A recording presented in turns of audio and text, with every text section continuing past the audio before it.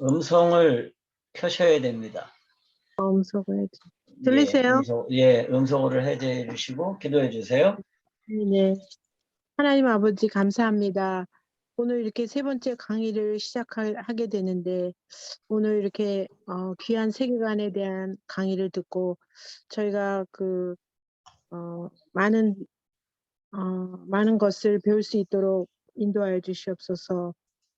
세계관을 통하여서 저희의 모든 그 사고와 생각하는 모든 것들이 성경적으로 바뀔 수 있도록 인도하여 주시기를 바라오며 마치는 시간까지 함께하여 주시옵소서.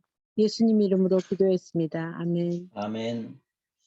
오늘은 이제 세 번째 강의인데 실제로는 이게 두 번째 강의가 되어야 되는데 지난번 1과를 제가 그 줌이 말썽을 부리는 바람에 한 번에 못 끝내서 두 번에 끝내게 됐습니다.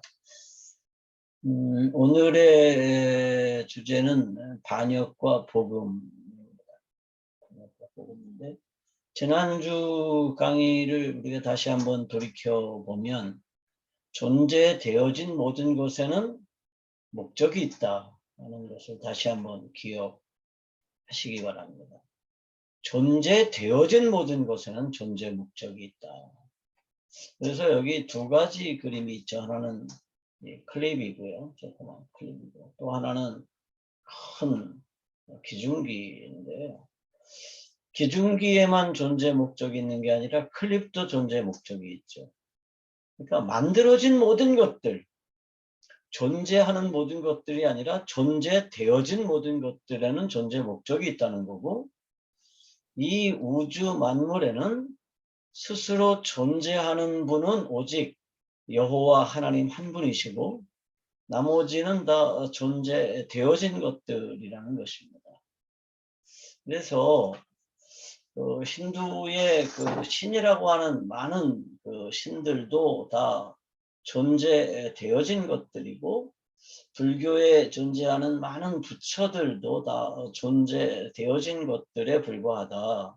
그렇다면 존재되어진 모든 것들은 존재 목적이 있다는 것을 분명히 기억하고 성경적인 세계관을 이해하는 게 무엇보다도 중요하죠. 여러분들이 이 영화를 보신 일이 있으신가요? 이 영화 밀양이라는 영화인데요. 밀양 보셨나요? 음소거를 끄시고 대답들을 좀 한번 해보시기 바랍니다. 네, 밀양 봤어요. 보셨어요? 예, 봤습니다. 밀양들 보셨군요. 밀양을 보면 저는 뭐 이걸 끝까지 보진 않았고요. 앞부분을 좀 봤어요. 앞부분은. 영화를 보는 걸 별로 그렇게 뭐 썩 즐기는 편이 아니라서. 이 영화에 보면 전도연 씨가 나오죠. 그 뒤에는 송강호라는 배우가 나오는데 이 스토리는 이렇게 됩니다. 그 전도연 씨가 이제 서울에서 결혼 생활에 실패하고 아들을 하나 데리고 밀양이라고 하는 작은 도시로 내려가요. 중소도시로. 그래서 거기에서 피아노 학원을 열고 그 중소도시에서의 생활을 시작해요. 근데 이 여자가 이제 자기 자신을 좀 이렇게 과장하는 성향이 좀 있어요. 그래서 자기가 뭐 서울에 살이에서 실패하고 이렇게 밀양으로 쫓겨내려온 게 아니라 서울에 뭐 건물도 있고 아파트도 있고 그런데 이제 자기는 이런 소도시의 생활을 동경해서 밀양으로 내려왔다 이렇게 이제 자기 자신을 과장해요. 근데 실제로는 쥐뿔도 없는 여자죠. 근데 이 피아노 학원 옆에 세탁소가 있고 피아노 학원 맞은편에 철물점이 있어요. 이어 송강호는 철물점 주인이에요. 근데 이 전도연 씨의 아들이 하나밖에 없는 아들이 유괴를 당했습니다. 어느 날. 정말 뭐 청천벽력 같은 사건이죠. 유괴를 당했는데 나중에 유괴범이 잡혔어요. 유괴범이 잡혔는데 유괴범이 누구냐 하면 전도연 시인의 피아노 학원 옆에 있는 세탁소 주인이에요. 그 세탁소 주인은 돈이 굉장히 필요했는데 전도연 씨가 돈이 좀 많다고 그러니까 그 아들을 유괴해가지고 돈을 좀 뜯어낼 생각으로 유괴를 했는데 실수로 그 아이가 죽었어요. 그리고 이제 잡혔거든요. 그래서 이제 아들이 하나밖에 없는 아들이 죽었어요. 그래서 이 여자가 굉장히 절망적인 상황인데 이 송강호가 철물점집 아저씨가 전도연 씨를 전도했습니다. 전도연 씨를 전도했어요. 그러면 애들은 웃더라고요. 그래서 전도연 씨는 자기 자신을 굉장히 좀 이렇게 과시하는 성향이 있다 그랬잖아요. 그래서 교회 가서도 굉장한 열심이 있는 사람으로 변해요. 그래서 아주 신앙이 뭐 굉장히 출중한, 예수 믿은 지 얼마 안 됐는데 뭐 굉장히 영적으로 성숙된 것 같은 그러한 이제 모습을 보이죠. 그러다가 어느 날 교회에서 간증을 합니다. 내가 내 아들을 죽인 그 살인범을 용서하겠습니다. 그렇게 간증해요. 그리고 이제 감옥으로 교도소로 면회를 가서 그 살인범을 만나고 내가 당신을 용서하겠습니다. 이렇게 말하기로 해요. 그래서 어느 날 이제 나를 잡아가지고 이제 교회 봉고차로 뭐 송강호 씨를 비롯해서 이제 몇몇 교인들하고 같이 교도소에 가요. 그래서 이제 교인들은 그 대기실에서 대기하고 이제 전도연 씨가 면회를 하러 들어가는데 서로 막 포옹하고 싶네 뭐 이렇게 하고 이제 전도연 씨가 면회실에 들어가서 면회를 신청했는데 이제 전도연 씨는 그 살인범이 얼마나 불쌍해 보일까, 얼마나 처치할까, 어? 그래서 나오면 내가 당신을 힘들지만 용서하기로 했습니다. 이렇게 말해야 되겠다고 그렇게 이제 마음을 단단히 먹고 있는데 그 살인범이 이제 면회실로 들어오는 거예요. 그런데 딱 보니까 얼굴이 초췌한 게 아니라 빛이 환하게 나요. 이 살인범이. 어? 그리고 그 이제 아직 미결수라서 옷도 한복을 하얀 걸 입고 여름인데 그리고 나와가지고 얼굴이 환한 얼굴로 이렇게 앉았어요. 그러면서 살인범이 먼저 그러는 거야. 하나님께서 내가 교도소에서 하나님을 만났습니다. 그리고 하나님께서 내 죄를 다 용서해 주셨습니다. 저는 그래서 모든 죄가 다 용서됐습니다. 그래서 마음이 얼마나 편한지 모르겠습니다. 그러면서 자매님도 예수님을 믿으세요. 이렇게 오히려 이제 얘기를 하는 거예요. 그러니까 이 여자가 그야말로 이제 요즘 애들 말로 뻑이 돌았습니다. 그래서 이러는 거죠. 하나님한테. 아니 이번 사건으로 제일 손해를 본 사람은 난데 응? 아들이 죽었잖아요. 근데 하나님이 뭔 손해를 입었다고 하나님이 무슨 자격으로 용서를 하냐고. 응? 하나님은 이 사람을 용서할 수 있는 자격이 있느냐고. 나도 아직 용서하지 않았는데 왜 하나님이 먼저 용서하느냐고. 이렇게 하나님에게 그야말로 막 절규하고 반항을 해요. 그러면서 이제 막 일부러 이 남자를 꼬셔가지고 막 바람도 피우고 막 그래요. 그래서 이 소설, 이 영화의 원작 소설은 이청준 씨의 소설입니다. 저는 소설은 읽었어요. 근데 이청준 씨가 소설을 통해서 하고 싶은 얘기는 그거예요. 내가 아직 용서하지 않았는데 하나님께서 용서하실 자격이 있는가 하는 점. 여러분 어떻게 생각하세요? 그 유괴 사건으로 제일 큰 손해를 입은 사람은 애 엄마예요.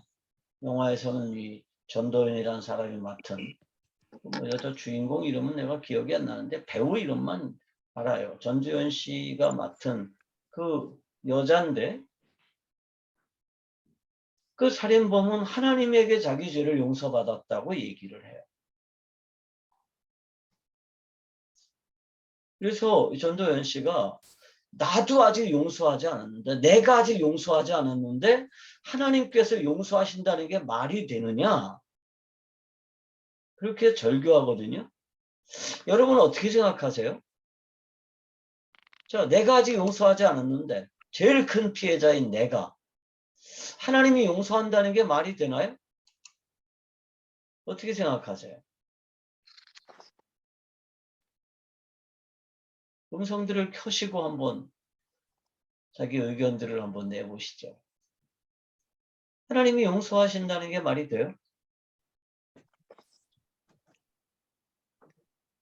그리고 과연 하나님께 용서받았다라고 하는 게 말이 돼요? 어떻게 생각하세요? 각자 자기 의견을 한번 얘기해 보시죠. 침묵으로 일관하시지 마시고.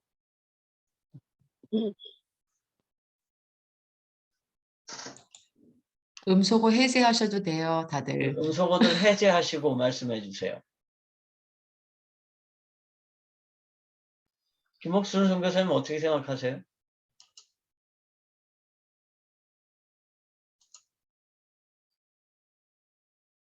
어떻게 저는 하나님은 하시는데 개인적인 입장에서는 용서가 안 될 그러면 이 처지인 것 살인범의 같아요. 입장에서는 죄가 용서된 거야? 용서되지 않은 거야?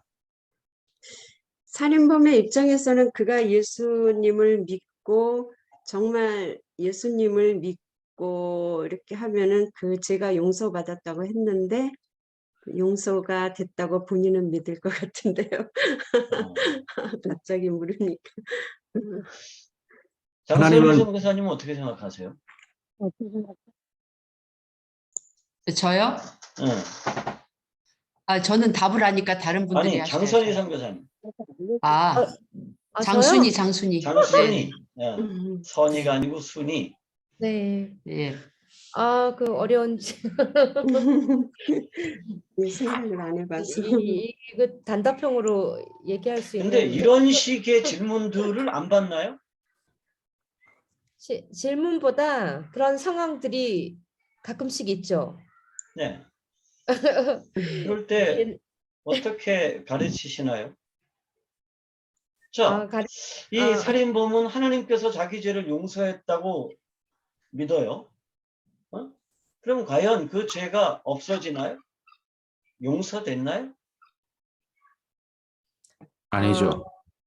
아닌가요? 아닙니다. 아니죠. 아니에요. 강찬하 선교사님 한번 어떻게 생각하는지 아니라고 그러셨는데. 만약에 살인자가 그 살인범이 하나님으로부터 용서함을 받았다고 그 응답을 받았다고 한다면은 실질적으로 그 응답에 대한 그 순종이 반드시 있어야 되는데 그 피해자한테 가서 용서를 구하는 것까지 포함해서 하나님 앞에 용서를 받는 것이지 자기가 일방적으로 하나님 앞에 용서를 받는다는 것은 그것은 진정한 용서가 아니고 진짜 하나님께서 원하시는 용서는 피해자를 찾아가서 용서를 구하는 것까지 포함해서 하나님의 용서가 이루어진다고 생각되어집니다. 자, 그러면 조금 바꿔서 이 살인범이 나와서 이 여자한테 내가 잘못했습니다를 용서해 주십시오. 그러면 이제 그 죄가 없어지는 건가요?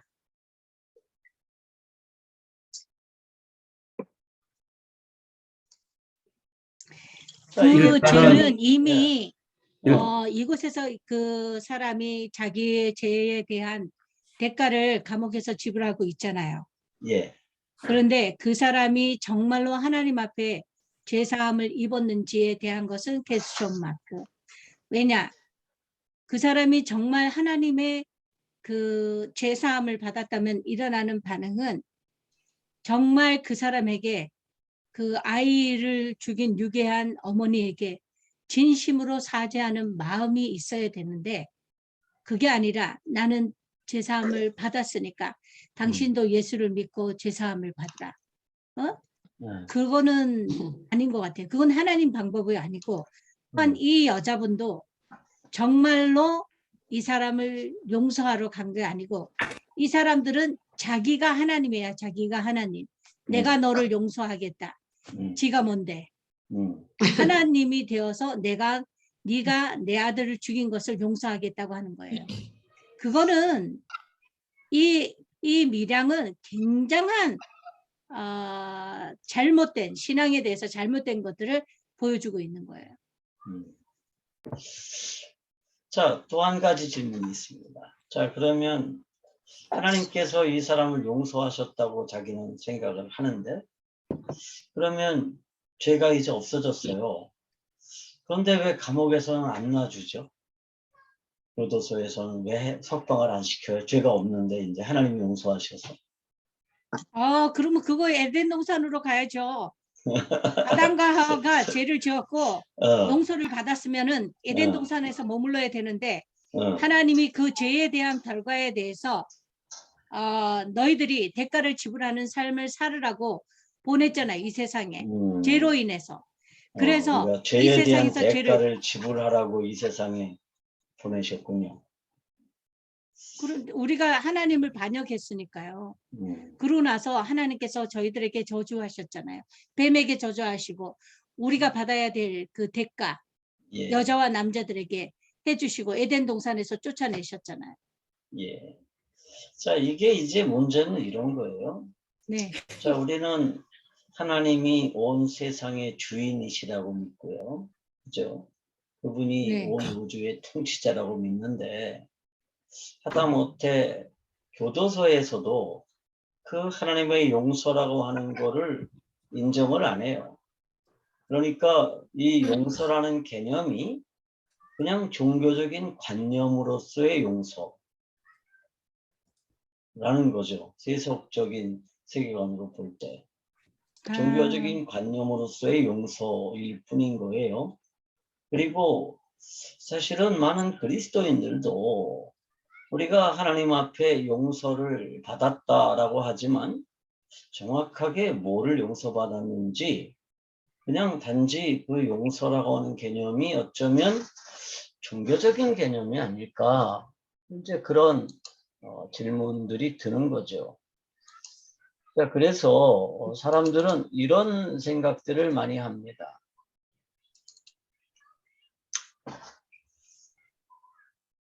인간 사이에 일어난 문제에 하나님께서 개입하셔야 되는가?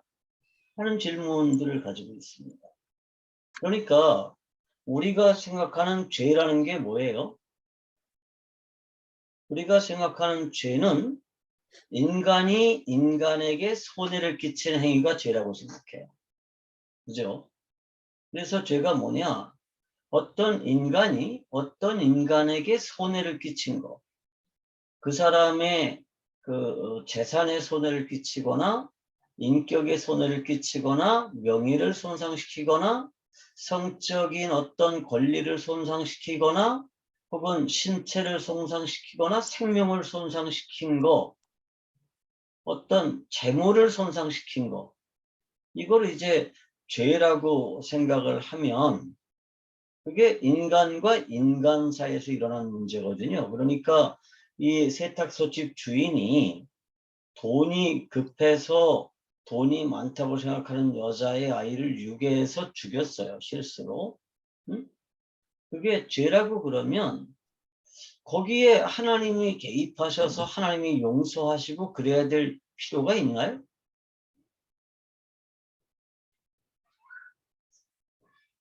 하나님이 왜 인간들의 죄 문제에 개입하시죠? 죄가 인간과 인간 사이에서 벌어진 문제라고 그러면.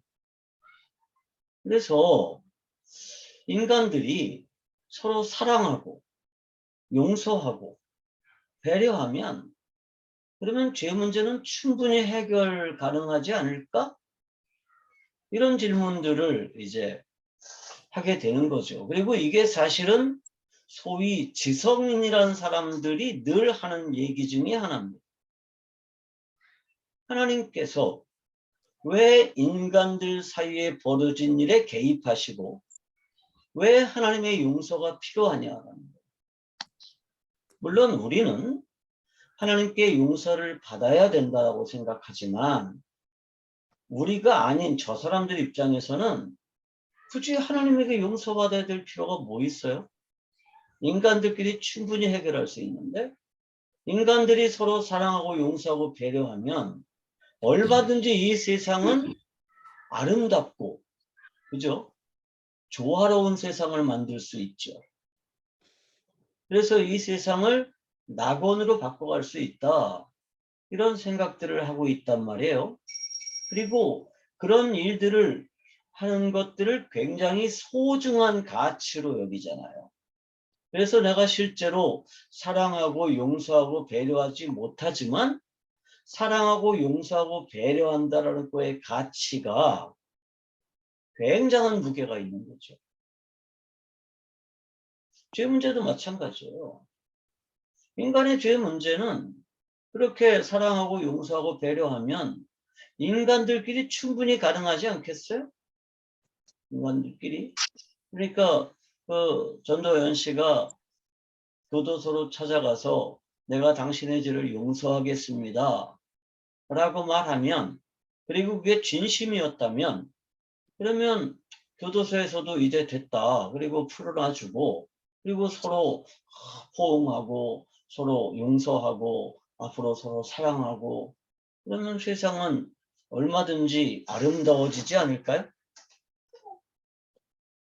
저는 사실은 어렸을 때 이 문제에 대한 고민이 굉장히 컸습니다. 그러니까 저는 그 농촌에서 자랐는데요. 농촌에서 자라면서 제가 굳이 사람에게 뭔가 크게 잘못할 수가 없어요. 그래서 기껏 뭐 잘못했다 봐야 뭐 친구네 그 과수원에서 사과 몇 알 따먹은 거. 뭐 그 정도고요. 제가 어렸을 때 우리 아버지 신문을 찾는 심부름을 늘 했는데 그 친구가 신문이 배달되어 오는 가게에 가서 사과를 몇 알 훔쳐서 같이 나눠 먹었거든요. 죄라 그러면 그게 죄예요. 응? 근데 그 죄는 두 번 다 들켜가지고 친구 아버지한테 혼나고 그리고 이제 끝났어요. 친구네 과수원에서 친구랑 같이 사과를 따먹다가 걸렸거든요. 친구 아버지한테 붙잡혀가지고 혼났어요. 다시는 그러면 안 돼? 그리고 혼났어요. 그리고 내 친구가 가게에서 사과를 훔쳐서 먹다가 한 두 번 정도 성공하고 세 번째는 실패해서 걸렸어요. 그래서 야단 맞고 끝났거든요. 근데 교회에 가면 내가 죄인이래. 그래서 죄를 회개해야 된대요. 그럼 뭐 죄를 회개하라 그러면 회개할 게 별로 없잖아요. 다른 애들은 막 울면서 기도해요. 막 죄 회개한다고 하나님 용서해달라고 그러면 나는 이 두 가지를 용서를 빌고 나면 더 이상 뭐 용서를 빌 건덕지가 별로 없어. 어? 그럼 이제 이건 뭐 하는 게 내가 누구를 뭐 속으로 미워했습니다. 뭐 누구를 시기했습니다. 이게 중학교 때까지 제가 겪었던 고민이에요. 여러분 안 그런가요? 그렇게 죄를 무지무지 많이 져가지고 인간과 인간이 해결할 수 없고 예수 그리스도 하나님의 아들이 대신 죽어야 될 만큼 그렇게 큰 죄를 졌나요? 아니면 하나님이 몹시 까탈스러워가지고 내가 누구에게 거짓말 한 번 한 것도 하나님은 용서할 수 없어가지고 너 같은 거짓말쟁이는 나하고 같이 살 수가 없어. 그러니까 너는 지옥 가서 살아. 그러시는 분인가요? 그럼 천국 가서 그 하나님하고 같이 살 수 있겠어요? 그렇게 까다롭고 그렇게 엄하고 그렇게 무서우면? 전 이게 그래서 어렸을 때 굉장한 고민이었어요. 여러분들은 그런 고민을 안 해보셨나요?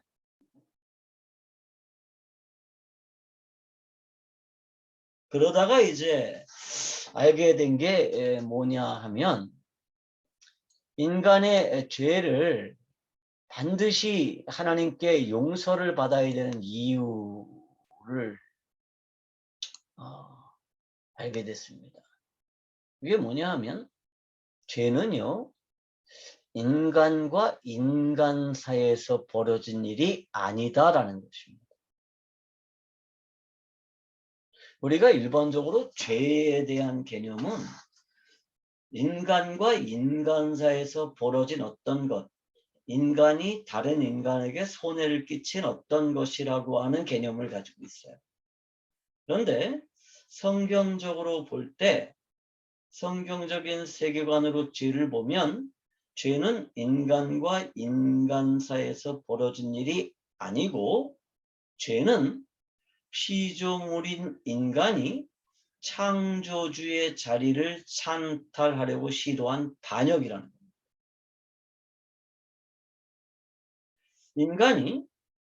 피조물인 인간이 창조주의 자리를 찬탈하려고 하나님에게 반역을 시도했습니다.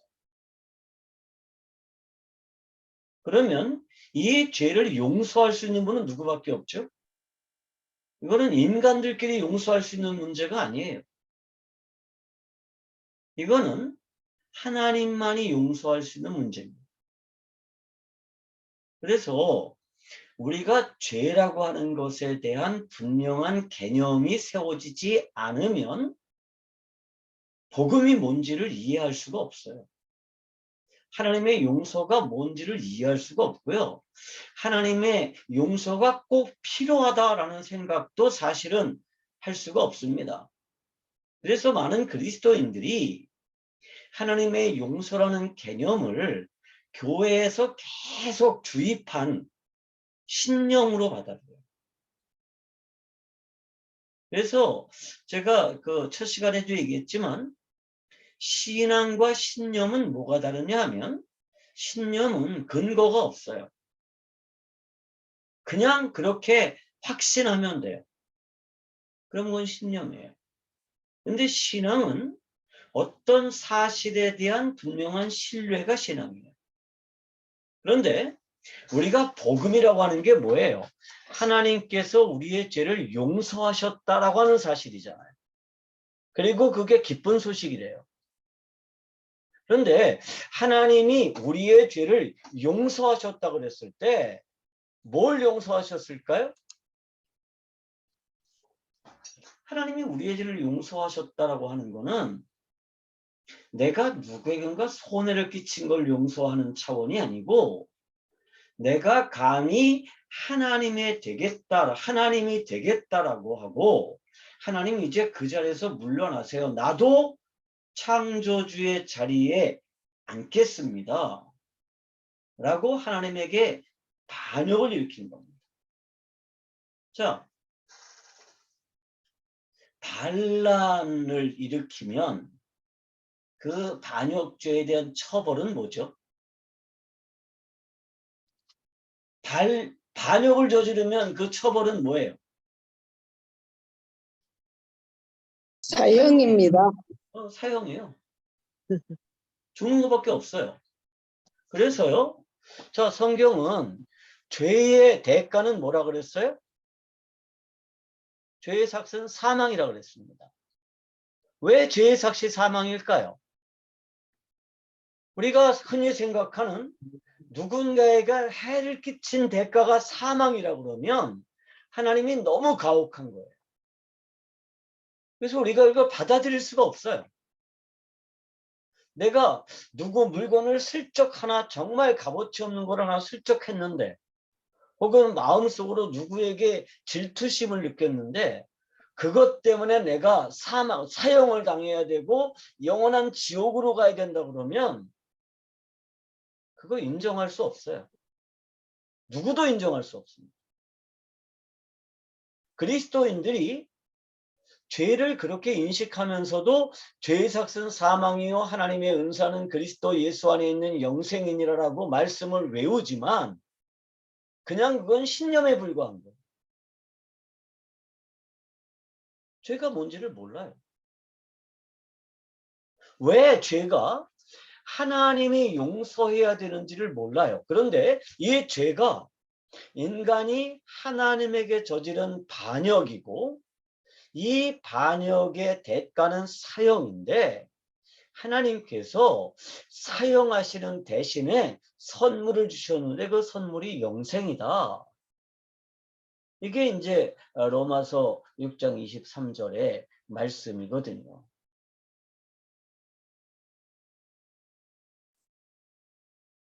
그래서 이번 과에서는 과연 우리가 저지른 이 죄라고 하는 게 뭔지에 대해서 한번 같이 분명하게 좀 살펴보려고 합니다. 분명하게. 왜냐하면 이게 분명하지 않기 때문에 어쩌면 우리가 전도하는 일에도 실패하고 우리 스스로가 분명하지 않기 때문에 또 이게 분명하지 않기 때문에 그리스도인으로서 살아가는 것 자체도 좀 힘들지 않나 이런 생각을 저는 가지고 있습니다. 자, 여기 산이 있죠. 이 산이 계룡산이에요.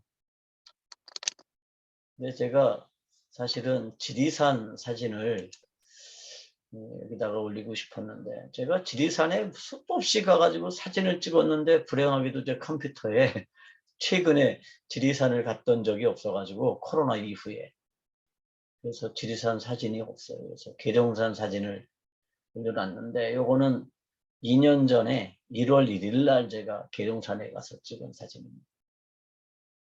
지금 제가 서 있는 쪽이 관음봉이고요. 요 앞에 있는 봉우리들이 삼불봉이에요. 계룡산은 좀 작은 산이에요. 그런데 저는 이제 등산을 굉장히 좋아합니다. 그래서 여름과 겨울이면 반드시 지리산이나 설악산을 종주를 해요.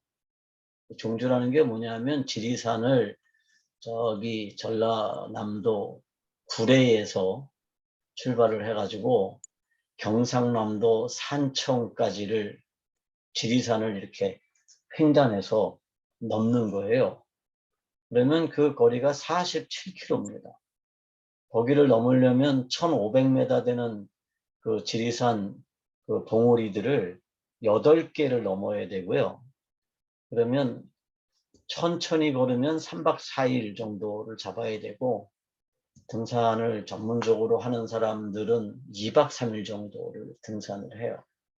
하루에 10시간씩 걷습니다. 하루에 10시간씩 20km 이상을 걸어요.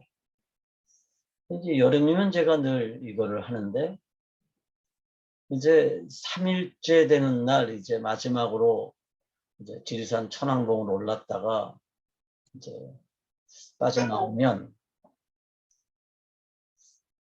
제일 그 생각나는 게 뭘 것 같아요? 여름에 목욕하는 겁니다. 뭐 땀이 그야말로 뭐 아주 그냥 뭐 몸에 쩔죠. 이제 그 내려오다가 이제 거의 다 내려와 가지고 대원사가 이제 그 종주의 끝기점이거든요. 대원사에서도 이제 버스 타는 데까지 걸어 내려면 한 4km 걸어야 돼요. 그 대원사를 오기 전에 대부분 계곡에 들어가서 이제 몸을 씻어요. 근데 저도 이제 혼자 지리산 종주를 2박 3일 동안 마치고 대원사로 가기 전에 이제 계곡에서 몸을 좀 씻어야 되겠다라고 생각하고 이제 으슥한 이제 골짜기로 들어가서 이제 그 물 깨끗한 아주 그 좋은 계곡에서 혼자 목욕을 하고 있었어요. 옷을 다 벗고, 옷을 다 벗고 목욕을 하고 있는데, 저쪽에서 여자들 소리가 나는 거예요. 그래서 여자들이 저 있는 쪽으로 이제 오고 있어요. 근데 그 여자분들도 뭐 하러 올까요? 목욕하러 오는 거예요. 이제 그분들도 이제 지리산 이제 종주 산행하고 이제 내려오면서 이제 씻고 가자고, 야, 저쪽에 좋은 데 있어. 그리고 이제 오는 거죠. 나 거기 미리 가 있는데. 여자들이 오길래 이제 제가 뭐 헛기침도 하고 이제 인기척을 이렇게 내고 있는데 이 여자분들이 자기들 얘기에 빠져가지고 내 인기척을 못 듣고 계속 와요. 그래서 한 30m 전방까지 왔어요. 이제 나 옷은 벗어가지고 나 저쪽에다가 놔뒀는데, 그래서 어떻게 해요? 그래가지고 이제 소리를 질렀죠. 저 여기서 지금 목욕하고 있어요. 그랬더니 여자들이 어머나! 그리고 막 도망을 갔더라고요. 가요. 그래서 이제 조금 있다가 막 자기들끼리 깔깔대고 웃고 난리가 났어요. 자, 여러분, 나는 왜 그 여자들이 나한테 오는 거 그렇게 막았을까요?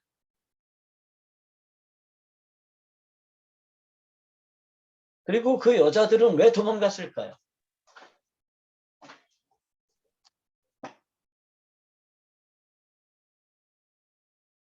음소거들을 좀 해제하시고,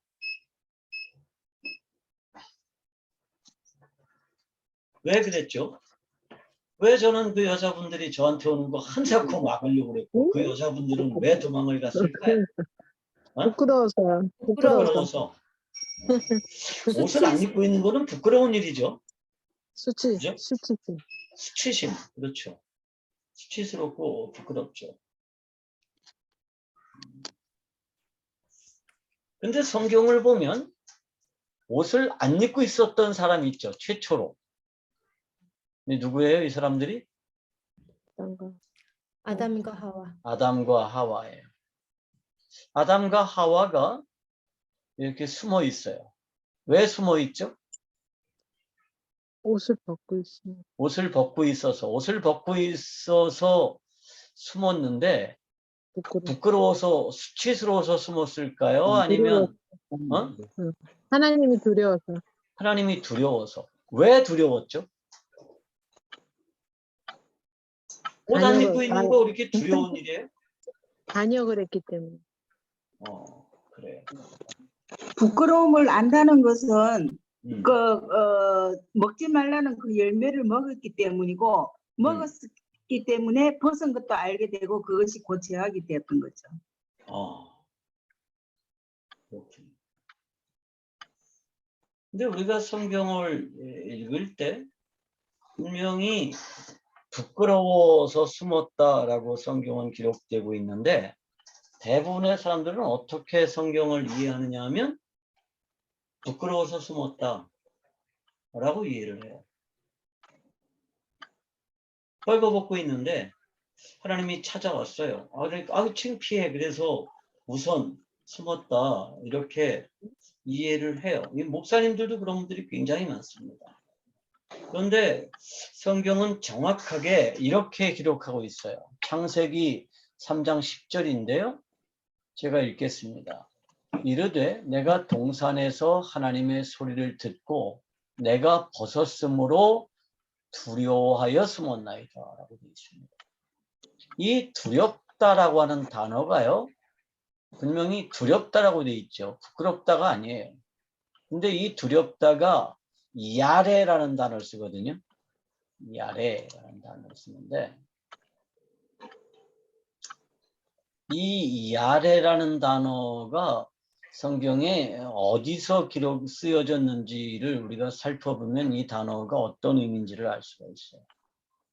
신명기 5장 5절에 보면 그때 너희가 불을 두려워하여 산에 오르지 못함으로 내가 여호와와 너희 중간에서 서서 여호와의 말씀을 너희에게 전하였노라. 여호와께서 이르시되, 이게 신명기 5장 5절의 말씀입니다. 여기도 보면 백성들이 불을 두려워해서 산에 오르지 못했다 이렇게 기록하고 있습니다. 여기서 이 두렵다라는 단어가 야래. 또 사무엘상 7장 7절에 보면 이스라엘 자손이 미스바에 모였다함을 블레셋 사람들이 듣고 그들의 방백들이 이스라엘을 치러 올라온지라 이스라엘 자손들이 듣고 블레셋 사람들을 두려워하여 라고 되어 있는데, 여기도 이 야레라는 단어를 썼습니다. 그러니까 야레는요, 그냥 하나님께 혼날 텐데 벗고 있다고? 꾸지람 들을 텐데? 하나님한테 맞을 텐데? 그런 정도의 두려움이 아니고요, 죽음의 공포를 수반하는 두려움. 이게 야레라는 단어가 가진 의미입니다. 야레는요, 죽음의 공포를 수반하는 두려움. 하나님이 나를 죽이려고 오셨다라고 생각했다는 거예요. 자, 아담과 이브가 벌거벗고 있다는 사실을 알게 됐어요. 벌거벗고 있다는 사실을 알게 됐는데 하나님이 찾아오셨어요. 그러니까 하나님이 그냥 지나가다가 산책하다가 아담 너 뭐하니? 그러고 찾아온 게 아니에요. 아담과 이브에게 일어난 일을 아시고 하나님이 아담과 이브를 찾아왔어요. 그래서 하나님이 아담에게 아담 너 뭐하고 있냐? 이렇게 물어보시지 않고 뭐라고 물어봐요? 아담 너 어디 있니? 라고. 어디 있니? 왜? 지금 아담은 어떻게 하고 있어요? 숨어 있죠. 그러면 아담은 왜 하나님을 두려워했을까요? 벌거벗고 있어서 두려워했습니다. 그런데 벌거벗고 있다는 게 왜 두렵죠? 원래 아담은요, 옷을 입고 있었을까요? 안 입고 있었을까요? 원래 안 입고 있었어요. 그죠? 그런데 선악을 알게 하는 나무의 열매를 먹기 전까지 아담은 벌거벗은 그대로 하나님을 만났을까요? 안 만났을까요? 늘 만났겠죠. 그리고 하나님을 만나는 게 두려움이었을까요? 불편했을까요? 아니에요. 즐거움이고 기쁨이었어요. 그래서 창세기 2장 25절에 보면 이렇게 되어 있습니다.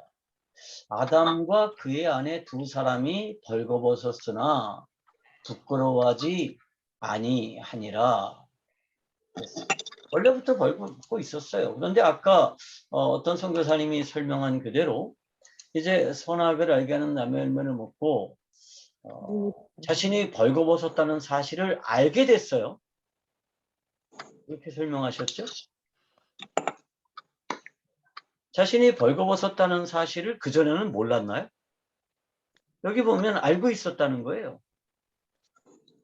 25절에 보면. 그러니까 알지만 부끄럽지 않았죠.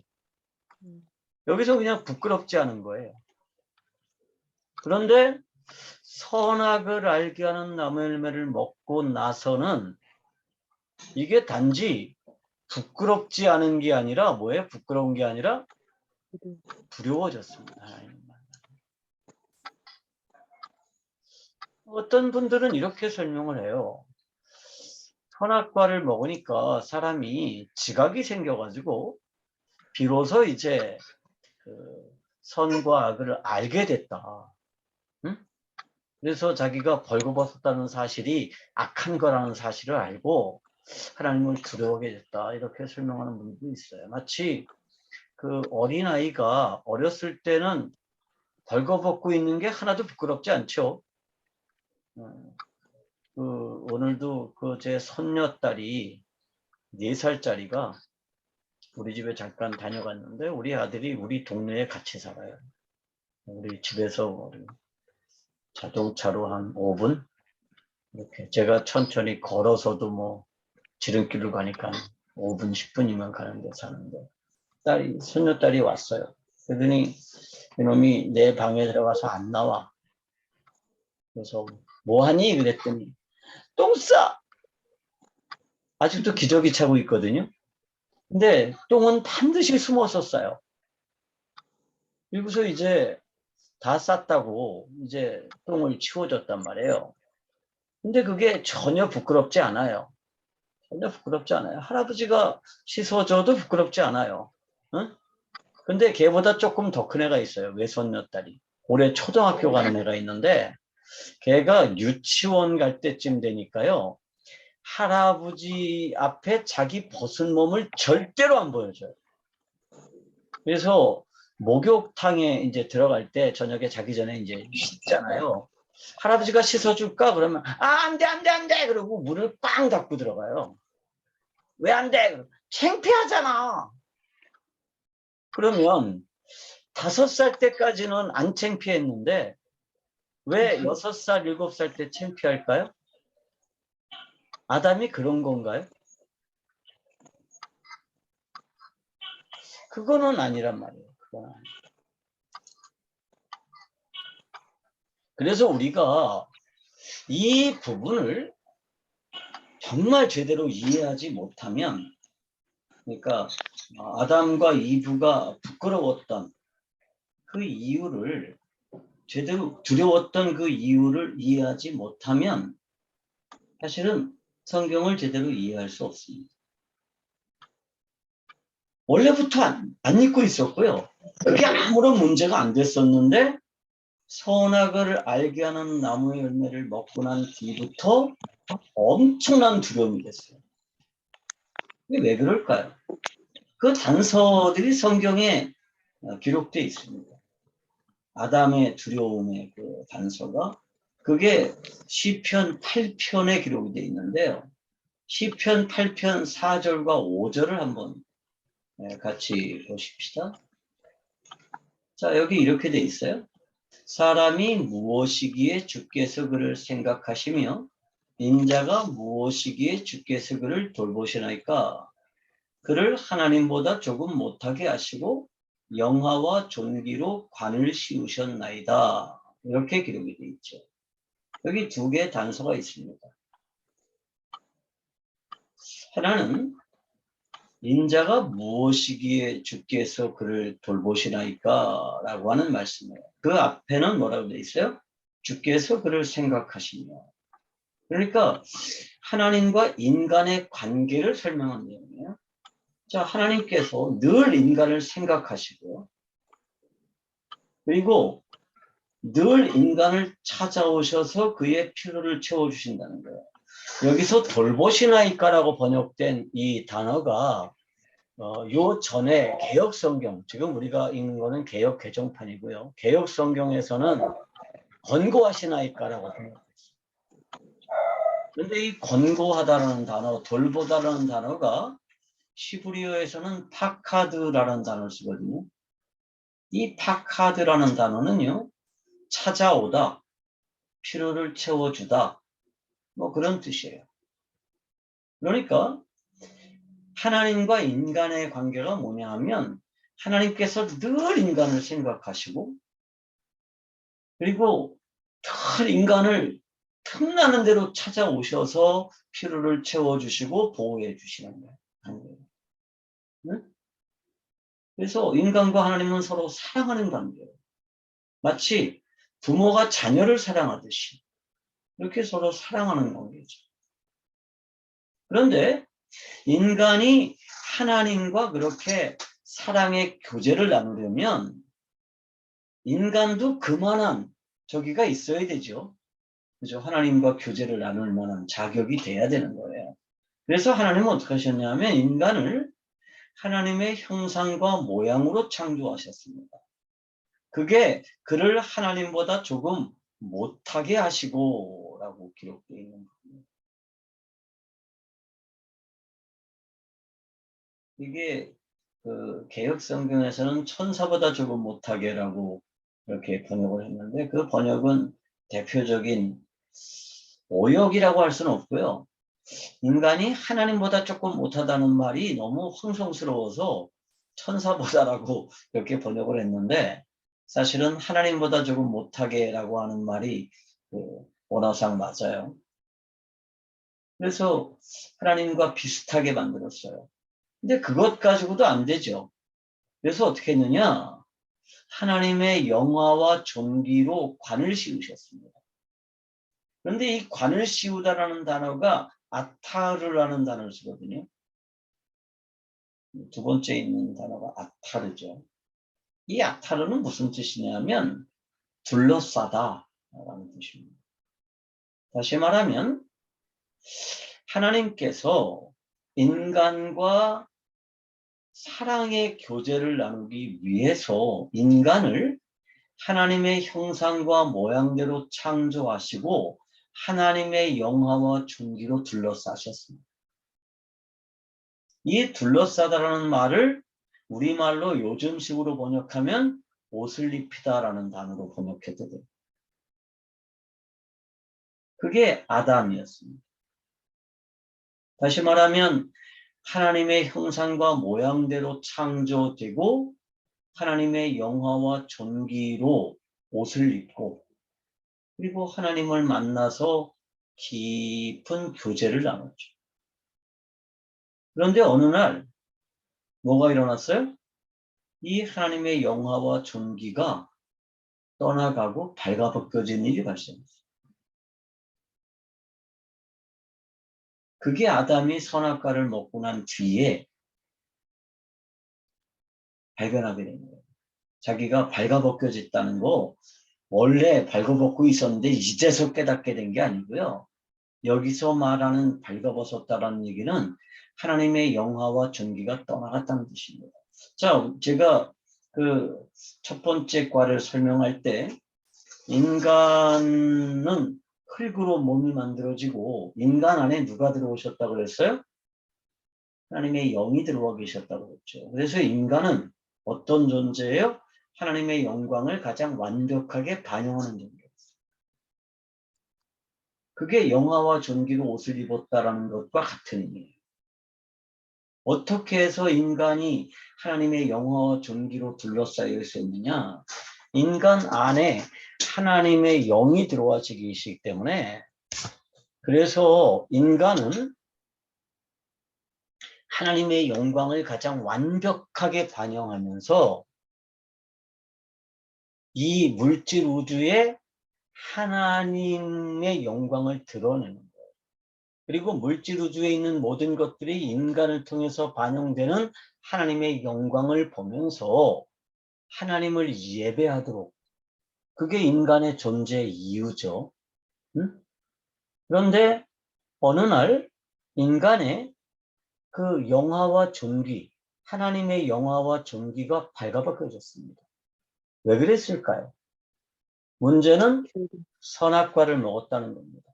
자, 그러면 제가 일과를 설명하면서 말씀을 드렸지만 선악을 안다는 게 무슨 뜻이라고 그랬어요? 선과 악을 알게 된다. 그게 무슨 뜻이라고요? 그러니까 그 히브리어에서는 이 안다라는 말이 야다라는 말이고요. 또 헬라어에서는 게노스코라는 단어를 쓰죠. 이거는 그냥 지적으로 아는 게 아니고요. 그러니까 경험적으로 안다라는 의미예요. 그런데 여기서 선과 악을 안다는 게 뭐냐 하면 내가 이제부터 선과 악을 구별짓는다라는 뜻입니다. 선과 악을 구별짓는다는 얘기는 뭐예요? 내가 선과 악을 정할 수 있게 된다. 자, 그런데 제가 선과 악을 설명하면서 세속적인 세계관으로 선이라고 하는 건 뭐예요? 누구에겐가 유익이 되는 일, 윤리도덕적으로. 악은 윤리도덕적으로 누구에겐가 손해를 끼치는 일이 악이다. 이게 보통 사람들이 생각하는 선과 악의 기준입니다. 구별이에요. 그러면 아담과 이브가 정말 순진무구해가지고 선이 뭔지 악이 뭔지도 몰랐는데 이제 선악과를 먹고 그걸 알게 됐다. 그러면 그것 때문에 하나님이 인간을 죽이려고 들진 않아요. 그럼 우리가 하나님을 정말 오해하는 거예요. 그런데 선이라는 건 뭐라 그랬어요? 존재 목적에 합당하다라는 게 선이라고 그랬습니다.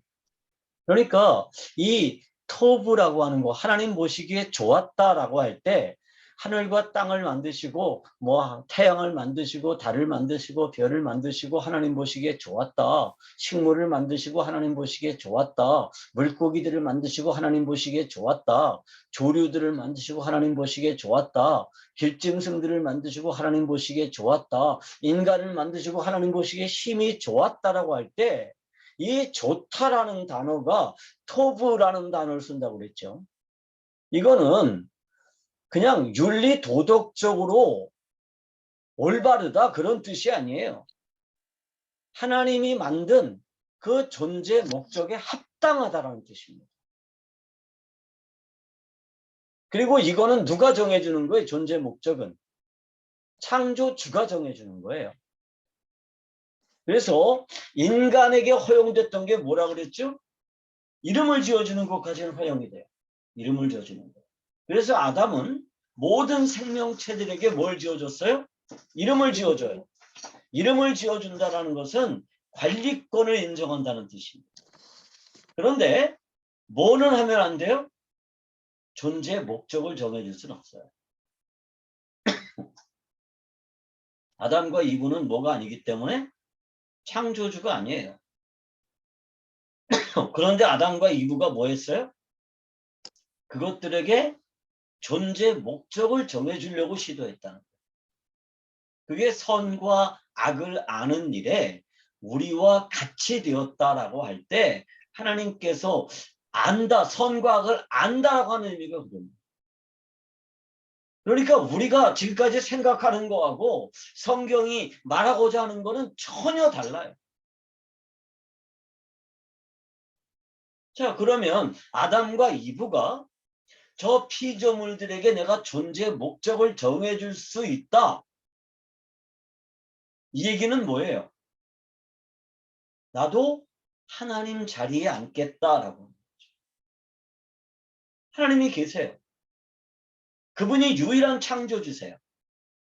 그런데 피조물인 인간이 감히 창조주의 자리에 내가 앉겠다. 그러면 그건 뭐예요? 그게 반역이에요. 그래서 제가 반역과 복음이라고 할 때 뭐가 반역이냐? 이게 반역이에요. 감히 창조주의 자리에 앉아서 만물의 존재 목적을 내가 정해줄 수 있다라고 생각하는 거죠. 자, 그 반란 이후로 사람들은 어떻게 돼 있죠? 지금도요. 만물의 존재 목적을 내가 정해요.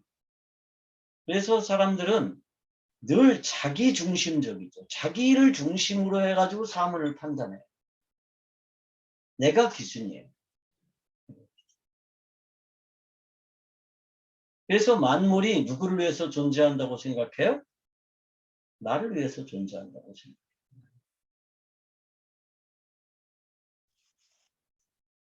언젠가 선교사님들 모임에서 강의를 했는데 그 선교사님 중에 한 분이 그런 말씀을 하시더라고요.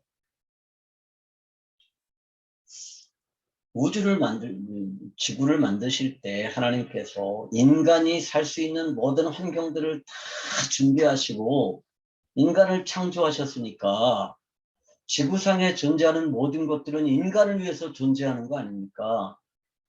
이렇게 설명을 하시더라고요. 그럴듯하죠? 맞는 것 같아요. 근데 여기에 심각한 문제가 있습니다. 만물의 주인이 누가 되는 거예요, 그러면? 인간이 되는 거예요. 인간도 무엇을 위해서 존재해요? 하나님의 영광을 드러내고 하나님을 예배하도록 하기 위해서 존재해요. 그런데 인간이 하나님께 반역을 일으킨 이래로 하나님의 영광을 반영하는 일에 관심이 있나요? 아니에요. 인간은 하나님의 영광을 반영하는 일에 관심이 없어요. 내 영광을 드러내는 일에만 관심이 있지. 내 영광을 드러내는 일. 그래서 그 인간의 그 모든 철학들 중에서 최고의 그 이데올로기가 뭐냐 하면 인간 중심주의라는 거예요. 휴머니즘. 그죠? 정말 아름다운 단어 아니에요? 휴머니즘. 인간 중심주의. 인간이 먼저다. 이거 정말 아름다운 단어인 것 같은데요. 그 단어가 가장 심각한 죄성을 표현하는 단어. 인간은요, 하나님의 영광을 반영하기 위해서 창조됐습니다.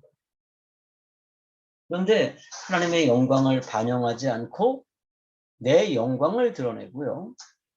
만물들은 누구를 위해서 존재한다고 생각해요? 나를 위해서 존재한다고 생각합니다.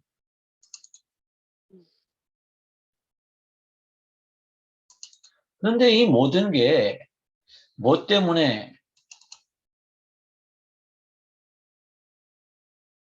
생겨났죠? 자, 여기 몇 가지 증거들이 있습니다. 아담을 둘러싸고 있던 하나님의 영화와 존귀가 떠나고 발가벗겨진 이유가 뭐죠? 왜 아담을 둘러싸고 있던 하나님의 영화와 존귀가 떠나고 발가벗겨졌을까요? 인간이요, 스스로를 하나님이라고 주장하게 되면 그 하나님이 인간하고 같이 거하실 수가 없어요. 그죠? 인간이 나도 하나님이야. 그러면 하나님이 그래 그럼 우리 다 같이 하나님 하자 그러실 수 있나요? 그게 비슷한 처지면 모르겠어요. 싸움이라도 할 수 있을지 몰라요. 그런데 인간은 감히 하나님에게 그런 주장을 할 수 없어요.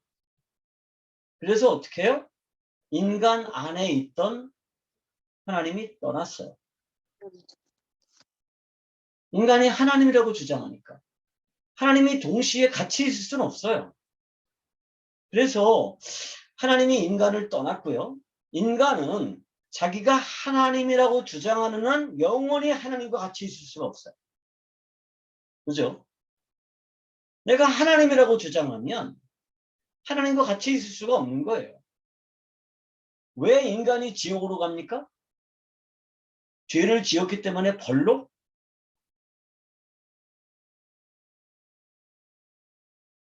물론 그런 측면도 있죠. 그런데 근본적으로는 뭐냐 하면 이 영적인 우주가 됐든 물질적인 우주가 됐든 인간과 하나님이 같이 있을 수는 없는데 하나님이 안 계시는 곳이 없어요.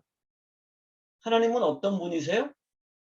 영이시기 때문에 시간과 공간에 제약이 없어요. 그래서 어디나 계시거든요. 그런데 하나님이 안 계시는 곳이 한 군데 있죠. 거기가 어디예요? 거기가 지옥이에요. 그 지옥은 하나님께서 마귀와 그의 추종자들을 위해서 만들었어요. 예수 안 믿는 놈들 거기 가두려고 만든 게 아니고요. 그런데 사람들이 나도 하나님이다 라고 주장하면 하나님과 같이 지낼 수가 없어요. 그러면 하나님이 없는 곳에서 살아야 되는데 거기가 어디냐? 거기가 지옥이에요.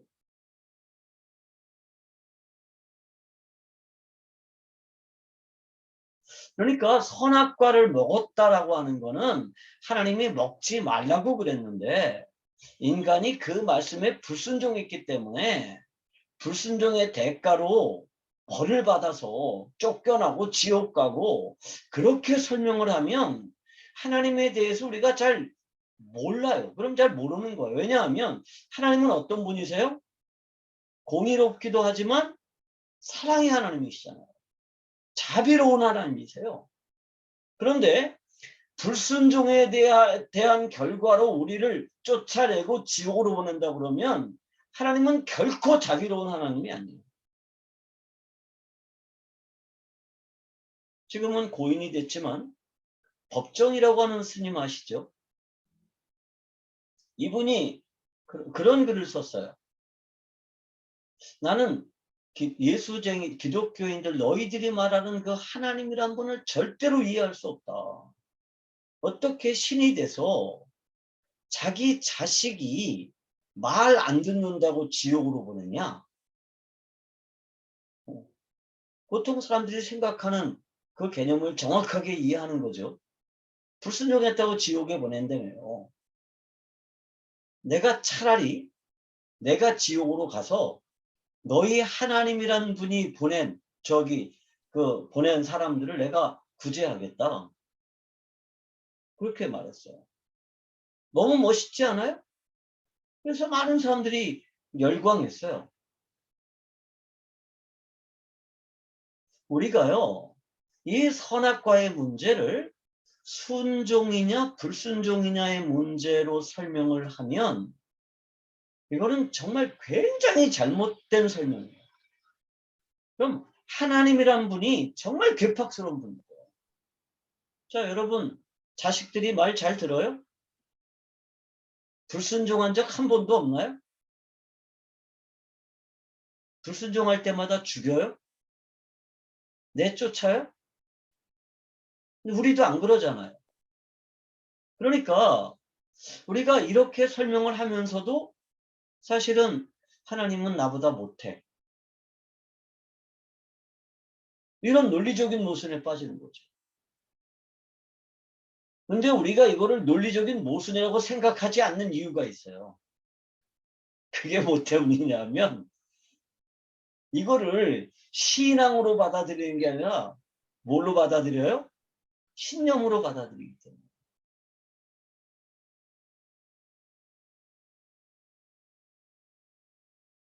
그러면 이 벌거벗었다라고 하는 건 무슨 뜻이냐? 아담의 범죄에 대한 움직일 수 없는 증거였다는 거죠. 다시 말하면 아담이 선악과를 먹었다라고 하는 움직일 수 없는 증거가 뭐냐? 영화와 전기가 떠나가고 벌거벗어진 것.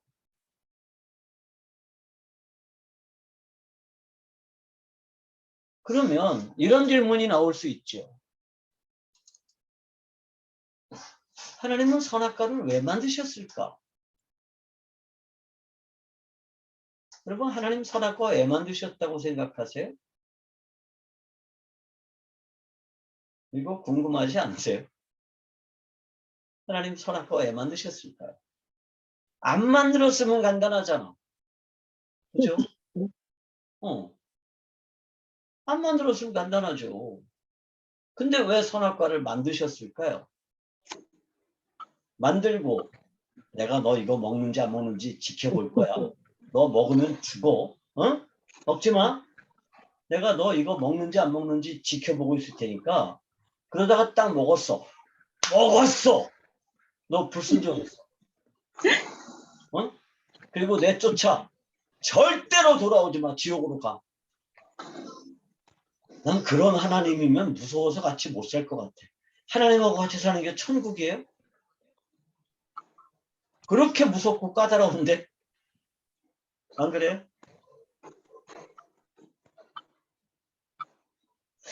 이런 거 안 궁금했어요?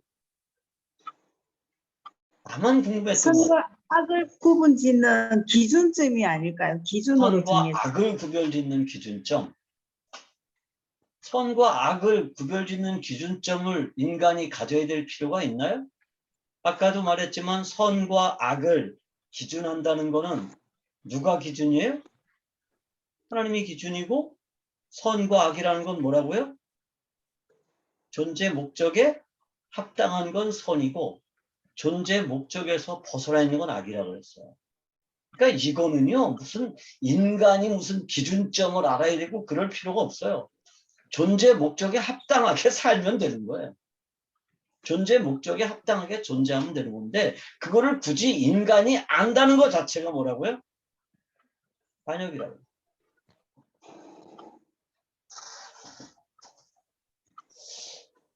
그래서 우리가 선악과에 대해서 조금 더 연구를 해봐야 됩니다. 선악과. 무엇이 문제인가? 선악과는 치명적인 독을 감추고 있었나? 그건 아닌 것 같죠. 선악과에 무슨 독이 있었던 건 아닌 것 같아요. 그래서 이제 우리는 이렇게 생각합니다. 선악과는 별로 문제가 아니었는데 명령에 대한 불순종이 문제야. 이렇게 이제 멋지게 호통을 치죠. 그러면 이제 이런 질문이 나와요. 하나님은 절대적인 독재자이신가? 여러분, 어머님이나 아버지가 너 절대적인 복종을 강조하고 순종하지 않으면 내 자식 아니야. 내쫓고 죽이고 그러는 아버지라면 그분은 아버지라고 인정하겠어요? 그러면 이제 우리 그러죠. 딴 거는 다 네 마음대로 하는데 내 말은 잘 들어야 돼. 어? 그러면 어떻게 해요? 제가요, 정말 좋은 아버지거든요.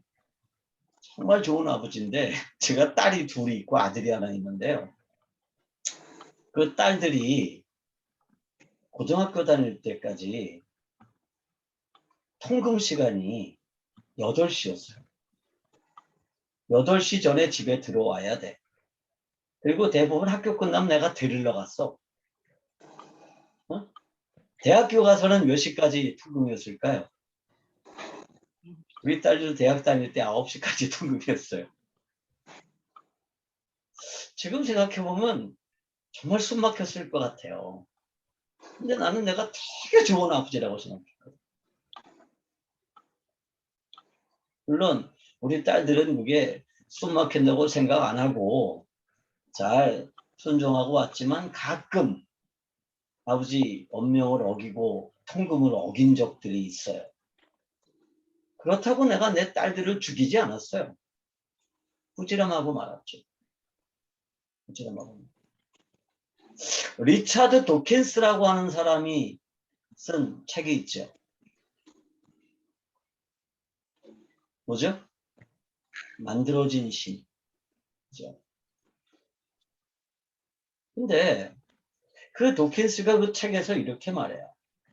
하나님은 참 기이한 분이시다.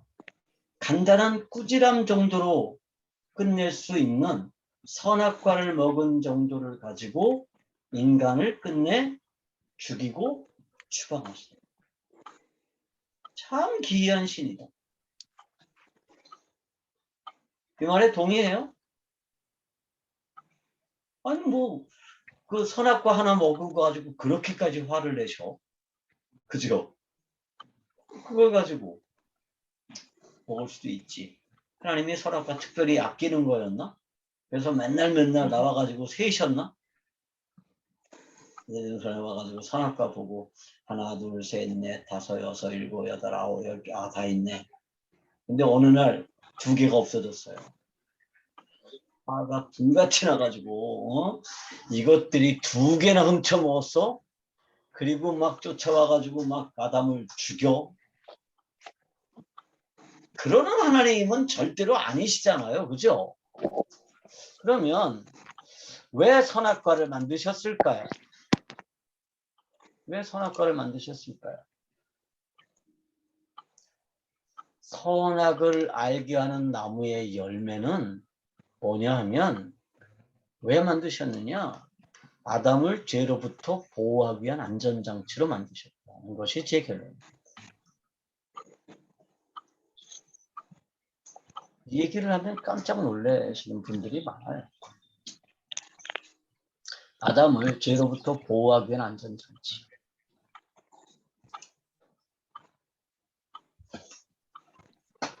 이걸 우리가 어떻게 할 수 있느냐 하면 여기 힌트가 있습니다. 선악과가 있던 위치가 어디죠? 동산 중앙. 동산 중앙. 그러니까 우리말 성경엔 동산 가운데라고 돼 있어서 그냥 동산 어디에나 이렇게 번역할 수도 있는데 정확하게 동산 센터. 중앙이라는 건 무슨 의미죠? 중앙. 한 가운데 정중앙. 정가운데라는 건 어떤 곳이에요? 사방에서 다 볼 수 있는 그렇죠. 말씀 그대로 가장 잘 센터. 보이는 곳. 그죠? 가장 잘 보이는 곳. 그 다음에 가장 접근하기 쉬운 곳. 쉬운 거. 그게 중앙이에요. 접근하기 쉽고 잘 보이고. 그런데 그 선악과가 그렇게 위험한 거라 그러면 그거 어디다 둬야 돼요? 그거 저희 생각으로는 감춰둬야죠. 그렇죠. 감춰둬야죠. 안 보이는 데다가 둬야죠. 그리고 막 그거 뭐 가시덤불 같은 거 막 나게 해가지고 빨가벗고 있는 이브가 거기 접근하지 못하게 해야죠. 근데 하나님은요, 에덴의 중앙에 그걸 뒀어요. 자, 한번 생각을 해봅시다. 엄마가 집에 쥐가 있어가지고 그 쥐를 잡을 목적으로 쥐약을 사왔다고 쳐봅시다. 그러면 이제 애들을 모아놓고 이렇게 설명하겠죠. 얘들아, 이거는 쥐약인데 이거 먹으면 큰일 나. 이거 먹으면 죽어. 응? 그러니까 절대로 먹지 마라. 알았어? 뭐라 그랬어? 먹지 말라 그랬어요. 그래, 먹지 마. 이건 절대로 먹지 마. 쳐다보지도 마. 만지는 거 꿈에도 꾸지 마. 이렇게 이제 엄마가 얘기를 하고 그 쥐약을 어디다 둘까요? 예쁜 접시에 담아가지고 식탁 위에 올려놓을까요? 어디다 둬야 돼요? 안 보이는 데다가 아이들 손이 닿지 않는 곳에 둬야 되겠죠. 정말 위험한 거라고 보면. 근데 선악과는 어디 있었다고요? 에덴 동산의 중앙에 있었습니다. 왜 중앙에 있었을까요?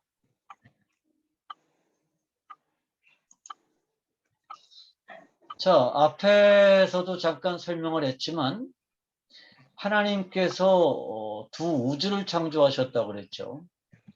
그래서 영적인 우주를 창조하셨고요. 두 개의 우주가 존재하는데 영적인 우주를 창조하셨습니다.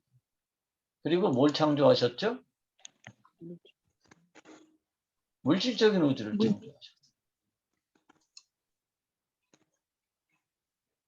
골로새서 1장 16절에 보면 만물이 그에게서 창조되되 하늘과 땅에서 보이는 것들과 보이지 않는 것들과 혹은 왕권들이나 주권들이나 통치자들이나 권세들이나 만물이 다 그로 말미암고 그를 위하여 창조되었고라고 되어 있습니다.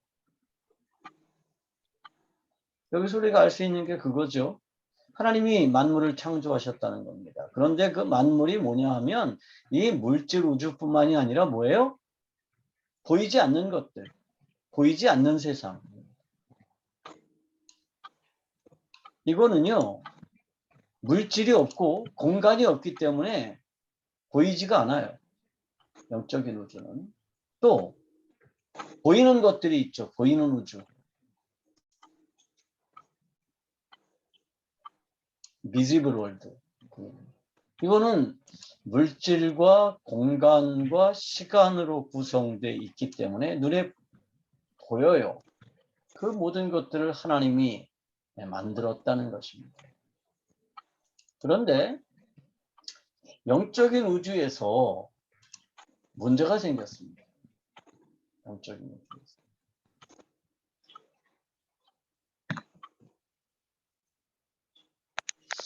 유다서 1장 6절에 보면 이런 말씀이 있습니다. 또 자기 지위를 지키지 아니하고 자기 처소를 떠난 천사들을 큰 날의 심판까지 영원한 결박으로 흑암에 가두셨다라는 말씀이 있습니다. 여기 보면 자기 지위를 지키지 않고 자기 처소를 떠난 천사들에 관한 얘기가 나옵니다. 이게 누굴까요? 천사인데 자기 지위를 지키지 않고 자기 처소를 떠난 천사. 이게 누구예요? 이게 마귀예요. 루시퍼, 마귀. 이거는 나중에 우리가 좀 더 자세하게 다룰 텐데 천사들의 지위가 뭐죠? 천사들의 존재 목적이 뭐예요? 하나님의 영광을 호위하고 하나님을 예배하는 겁니다. 그런데 그 천사들 중에서 그 존재 목적에서 떠난 천사들이 있습니다. 그래서 하나님의 영광을 호위하는 것이 아니라 자신의 영광을 드러내고 하나님의 자리에 대신 앉으려고 시도했던 존재들이 있어요. 여러분, 죄는요, 에덴 동산에서 발생한 게 아니에요. 외부에서 들어왔습니다. 어디서 들어왔을까요? 에덴 동산 밖에서 들어왔을까요? 물질 우주에서? 아니에요. 죄는 물질 우주에서 발생한 게 아니라 영적인 우주에서 발생해서 그 영향이 물질 우주로 들어왔습니다. 이 부분은 우리가 타락과 복음에 대해서 설명할 때 자세히 설명하겠습니다. 아담은요, 두 가지 존재 목적이 있었다고 그랬죠. 하나는 하나님의 영광을 드러내는 것이고 하나는 하나님을 예배하는 것입니다. 그런데 하나님의 영광이 드러나기 때문에 모든 생명체는 아담에게 복종했습니다. 아담이 위대해서가 아니에요.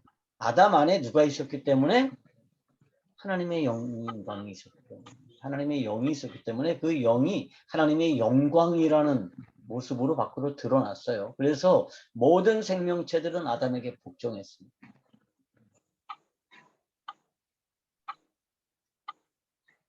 그런데 아담이 이 부분을 착각할 가능성이 있었어요. 뭐라고 착각할 가능성이 있었죠? 관리자가 아니라 뭐라고요? 창조자라고 착각할 수 있었어요. 주인이라고. 그러면 뭐를 할 수 있어요? 만물의 존재 목적을 자기가 정해질 수 있어요. 자기가 존재 목적의 기준이 될 수 있는 거예요. 내가 보기에 합당하면 선이고 내가 보기에 합당하지 않으면 악이고 그 기준이 누가 되는 거예요? 내가 될 수 있다라고 착각할 수 있었어요. 그리고 이 일이 이미 어디에서 발생했어요? 영적인 우주에서 이미 발생을 했습니다. 그래서 아담이 이런 범죄에 빠지지 않도록 만들어주신 안전장치가 뭐냐? 그게 선악과예요. 선과 악을 알게 하는 나무의 열매. 그래서 선과 악을 알게 하는 나무의 열매를 볼 때마다 아담은 이걸 생각했어요. 그리고 하나님은 가장 잘 보이는 위치에 선악과를 두셨죠. 여러분, 선악과는요, 뭐 순종이냐 불순종이냐를 테스트하는 그런 시험의 도구가 아니에요. 우리가 그렇게 성경을 이해하면 이방 종교와 같은 방식으로 이해하는 게 돼요.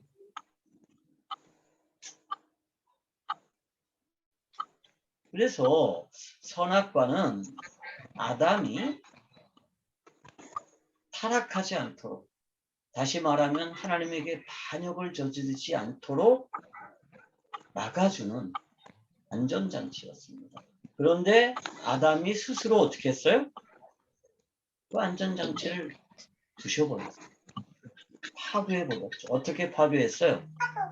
자기가 먹어버렸습니다. 다시 말하면 이제부터 내가 누가 되는 거예요? 내가 창조주의 자리에 앉겠다. 하나님의 자리에 앉겠다라고 하는 반역이에요. 그래서 선악과를 먹었다라고 하는 것은 인간이 감히 하나님의 자리에 앉겠다라고 하는 시도를 한 반역입니다. 그래서 이 반역이 일어났을 때 아담은 반역이 곧바로 실패하죠. 왜 실패해요? 아담이 위대했던 이유는 아담 자체가 위대해서가 아니라 아담 안에 하나님의 영이 있어서 위대해 보였는데 아담이 스스로가 하나님이라고 주장하는 그 순간에 하나님의 영이 떠났습니다. 같이 있을 수가 없어요. 그래서 아담의 영화와 존귀가 발가벗겨졌습니다. 그리고 이거는 아담이 반역죄를 저질렀다라고 하는 움직일 수 없는 증거예요. 그래서 아담은 그 증거를 감춰보려고 어떻게 했어요? 무화과나무로 옷을 지었습니다.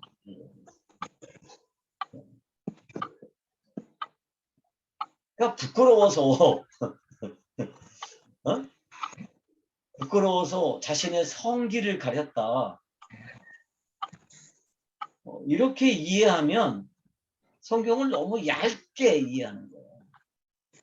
애탁하게. 아니에요. 그런 게 아니에요. 지금 엄청난 사건이 일어났어요. 반역이 일어났어요. 반역이. 그리고 반역이 실패했어요. 그리고 하나님이 찾아왔어요. 그럼 아담은 어떻게 생각했을까요?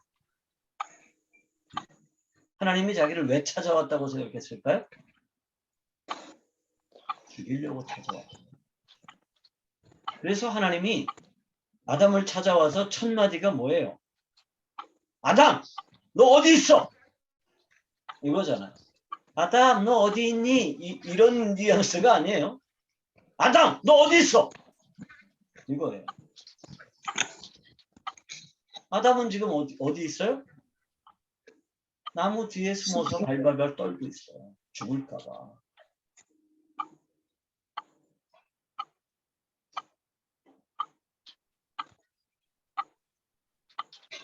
강의가 길어질 수밖에 없네. 오늘은 여기까지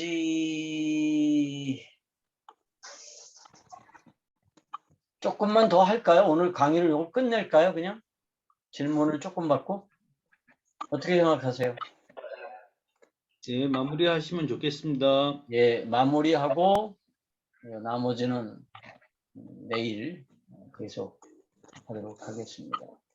자, 여기까지 하고 제가 기도하고 오늘 강의를 마치고 질문하는 시간을 가지겠습니다. 기도합시다. 하나님 감사합니다. 오늘 우리가 반역과 복음에 대해서 나누고 있는데 우리가 이 반역에 대한 부분들을 깊게 나누었습니다. 하나님, 우리가 하나님을 알되 바로 알게 하시고 성경을 알되 바로 알게 하시고 죄가 무엇인지 바로 알게 하시며 이 죄를 바로 깨달아 복음이 뭔지를 분명히 알게 하시고 확실한 믿음을 가지고 이 복음을 전할 수 있도록 은혜 베풀어 주시며 우리가 우리의 주변 사람들, 우리 제자들에게 분명하게 이 복음을 설명하게 하시고 흔들리지 않는 확실한 믿음을 가지게 하여 주시옵소서. 감사드립니다. 우리 주 예수 그리스도의 이름으로 기도하옵나이다. 아멘. 네.